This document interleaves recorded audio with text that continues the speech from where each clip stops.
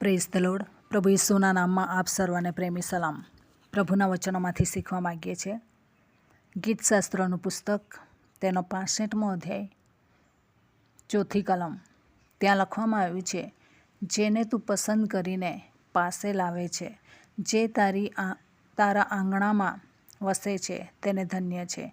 અમે તારા ઘરની એટલે તારા મંદિરના પવિત્ર સ્થાનની ઉત્તમતાથી તૃપ્ત થઈશું.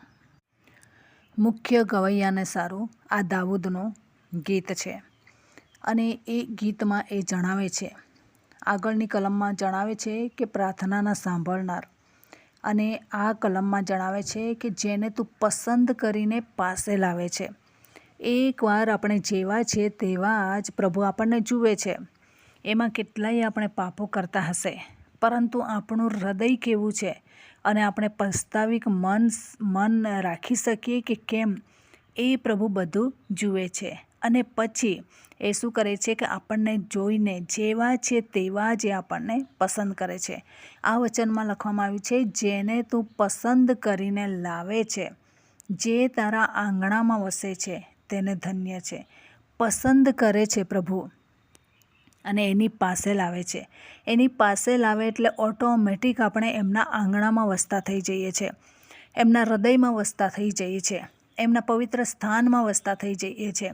અને એવા લોકોને માટે દાઉદ ભક્ત કહે છે, ધન્ય છે એવા લોકો જે પ્રભુની હાજરીમાં રહેવા ટેવાયેલા છે, જે પ્રભુની હાજરીમાં રહે છે અને જેમને પ્રભુ એમની હાજરીમાં રાખે છે, એવા લોકોને ધન્યતા છે. અને પછી એમના માટે શું લખે છે, અમે તારા ઘરની, એટલે પોતે પણ એમાં સામેલ છે દાઉદ ભક્ત, દાઉદ રાજા, કે અમે તારા ઘરની એટલે તારા મંદિરના પવિત્ર સ્થાનની ઉત્તમતાથી તૃપ્ત થઈશું.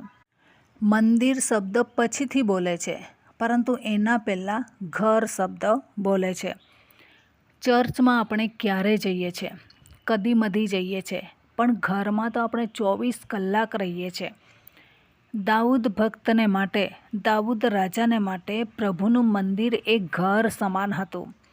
કઈ કલમોમાં લખે છે, 7 વાર હું તારી સ્તુતિ કરું છું અને 3 વાર હું તારી સ્તુતિ કરું છું, એ પ્રમાણે જણાવે છે. તો પ્રભુનું ભવન એ દાઉદ ભક્તના માટે ઘર હતું.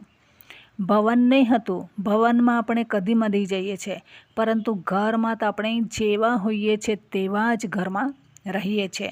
એમાંથી આપણને કોઈ કાઢી શકતું નથી. એ ઘરમાં રહેવાને માટે આપણને કોઈ નાનમ પણ નથી. એમાં બધા સંપા સંપીને રહે છે.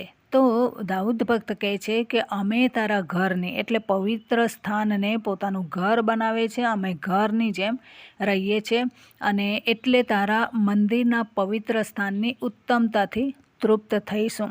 જ્યારે પ્રભુની હાજરીમાં આપણે રહેવા ટેવાયેલા છે અને પ્રભુની હાજરીમાં રહીએ છીએ, તો કદી પણ આપણે અતૃપ્ત રહેતા નથી. એનો મતલબ શું છે કે જ્યારે આપણે પ્રભુનું ભજન પસંદ કરીએ છીએ, પ્રભુની હાજરી પસંદ કરીએ છીએ, એવા સમયમાં એમની ઉત્તમતાથી આપણને તૃપ્તિ પણ મળે છે. એમાં પોકાર કરવાની જરૂર નથી પડતી કે પ્રભુ તમે મને આપો આપો આપો. ઓટોમેટિક એમની હાજરીમાં આપણે છીએ. તો એ પ્રભુના મંદિરમાં, પવિત્ર સ્થાનમાં કોઈ પણ વ્યક્તિ ખાલી હાથથી આવતું નથી. જો તમે સત્યતાથી પ્રભુનું ભજન કરો છો, તો એની ઉત્તમતાથી તમે તૃપ્ત પણ થઈ શકો છો. આજે આપણે વિચાર કરીએ કે આપણે કઈ સ્થિતિમાં છે. આપણે પ્રભુના પવિત્ર સ્થાનમાં વાસો કરીએ છીએ, તો આપણે કેમ અધૂરા છે? કેમ કે આપણે વ્યવસ્થિત રીતે પ્રભુના ચરણોમાં ગયા નથી. આપણે પ્રભુના મંદિરમાં વસવું જોઈએ.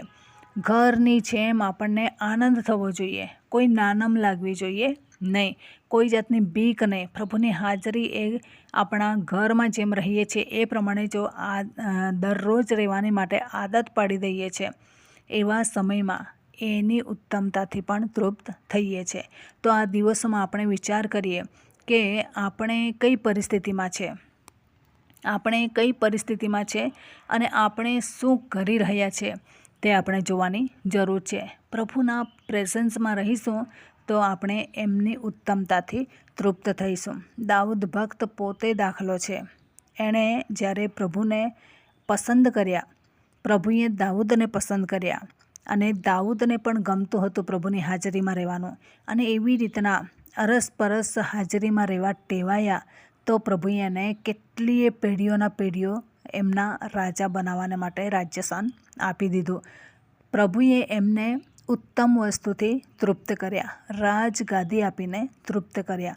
તમે ને હું જ્યારે ભજન કરીએ છીએ ત્યારે પ્રભુ આપણને પણ એવી તૃપ્તિ આપે છે. તો આ દિવસોમાં પ્રભુના ભજન કરવાથી કંઈ નથી મળતું એવું આપણે વિચારીએ છીએ તો એ વાત કાઢી નાખવાની છે. પ્રભુની હાજરીમાં પુષ્કળ આપણને મળે છે.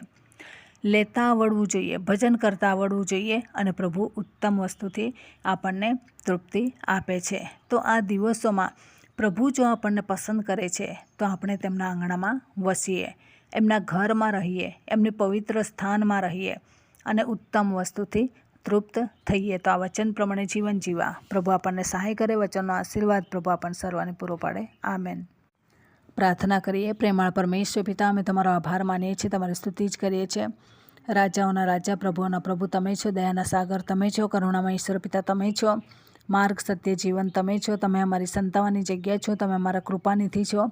તેના માટે પ્રભુ અમે તમારો આભાર માનીએ છીએ, તમારી સ્તુતિ કરીએ છીએ. તમામ શ્રોતાજનોને પ્રભુ તમારી કૃપામાં ધરી રાખો અને ઉત્તમ વસ્તુથી તમે તૃપ્ત કરો એવી કૃપા પણ અમે તમારી પાસે માંગીએ છીએ. તમે પરાક્રમી દેવ છો, સનાતન ઈશ્વર પિતા છો. તેના માટે પ્રભુ અમે તમારો આભાર માનીએ છીએ, તમારી સ્તુતિ કરીએ છીએ. તમારી દયા અને તમારી કૃપામાં તમે ધરી રાખો એવી પ્રાર્થના અમે કરીએ છીએ. ફરીને એકવાર પ્રભુ અમે તમામ તમારા હાથોની અંદર સોંપાઈ જતા આ પ્રાર્થના પ્રભુ ઈસુના મૂલ્યવાન નામની અંદર માગીએ છીએ. માટે સાંભળો, સ્વીકારો, માન્ય કરો. Amen. Thank you. Praise the lord. God bless you. Amen.